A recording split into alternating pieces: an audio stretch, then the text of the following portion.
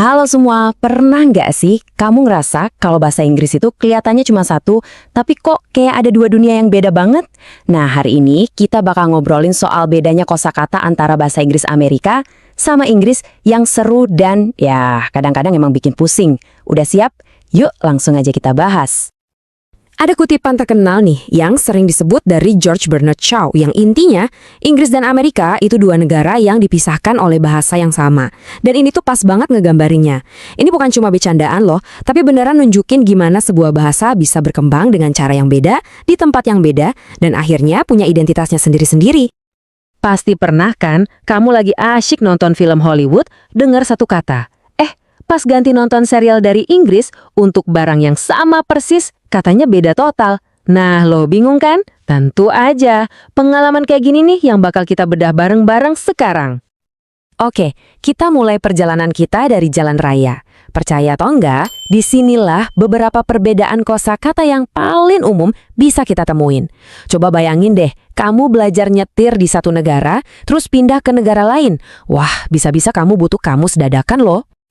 Oke, ini nih contoh yang paling klasik. Kalau di Inggris, pas kamu mau masukin barang ke bagasi mobil, kamu bukanya di boot. Tapi kalau di Amerika, tempat yang sama persis itu disebutnya trunk.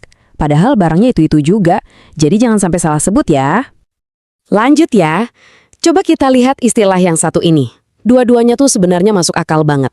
Di Inggris, jembatan yang lewat di atas jalan lain itu namanya flyover. Seolah-olah terbang di atas. Kalau di Amerika, istilahnya lebih to the point, overpass, atau jalan yang lewat di atas. Sama-sama benar, cuma beda cara ngelihatnya aja. Walaupun semua orang ngerti kata car, tapi ada sedikit bedanya nih. Coba deh, lihat mobil-mobil keren di sini. Di Inggris, mobil kayak Mini ini hampir selalu disebut car. Tapi di Amerika, apalagi kalau konteksnya lebih formal atau ngomongin mobil klasik kayak Mustang, kamu juga bakal sering dengar orang pakai kata oromobil. Oke, dari jalanan sekarang kita coba masuk ke dalam rumah. Kita lihat gimana perbedaan ini juga ada di area pribadi kita. Mulai dari tempat tinggal sampai perabotan dapur, kata-katanya bisa beda banget. Kalau kamu lagi cari tempat tinggal di London, kamu bakal nyari yang namanya flat. Tapi geser dikit ke New York, yang kamu cari namanya apartment. Ini salah satu perbedaan paling dasar yang wajib banget diketahui, apalagi buat yang suka jalan-jalan atau mau tinggal di sana. Nah, urusan dapur, orang Inggris tuh kayaknya lebih suka yang simple ya.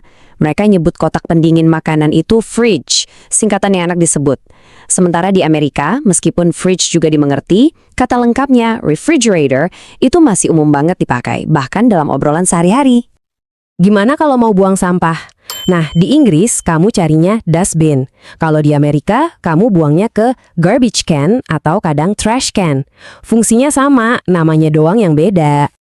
Nah, ini dia nih bagian yang paling seru. Bagian yang sering banget bikin salah paham tapi lucu. Kata-kata simple yang kita pakai tiap hari, ternyata artinya bisa jauh beda kalau udah nyeberang Samudra Atlantik. Wah, yang ini harus hati-hati banget.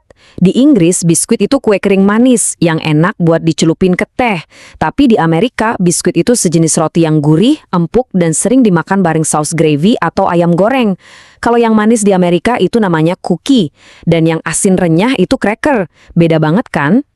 Jadi, coba bayangin deh, kamu lagi di kafe di Amerika, terus pesan biskuit buat nemenin teh kamu. Jangan kaget ya kalau yang datang malah roti gurih. Ini contoh paling pas kenapa konteks lokasi itu penting banget. Mau nonton? Kalau di Inggris, kamu perginya ke cinema buat nonton film.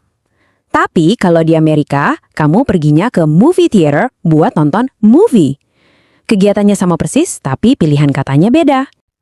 Dua-duanya ini kata yang cantik banget buat nyebut musim gugur. Autumn itu asalnya dari bahasa Latin dan lebih sering dipakai di Inggris.